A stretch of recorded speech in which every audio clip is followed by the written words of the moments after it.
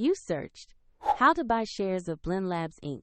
Blend Labs is a financial technology company that builds digital lending software listed on NASDAQ under the ticker BLNDUS.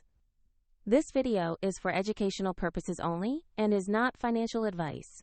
To buy BLNDUS, you need a brokerage account, and we will use eToro as an example to demonstrate the process. After registering, you will need to verify your account with an identity document and add funds before placing any trades. Use the platform search bar and type the ticker BLNDUS to find Blend Labs Inc. and select the matching NASDAQ listing to open the stock page. On the stock page, check the company description and the price chart to confirm it is Blend Labs Inc.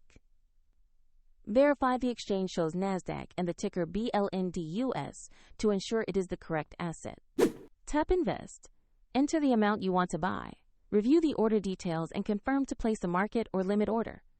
If the market is closed, your order may be queued, and the platform will prompt you to add funds if your balance is insufficient before confirming. After the trade executes, your position will appear in your portfolio where you can monitor it. Find the eToro link in the description if you want to follow the same example.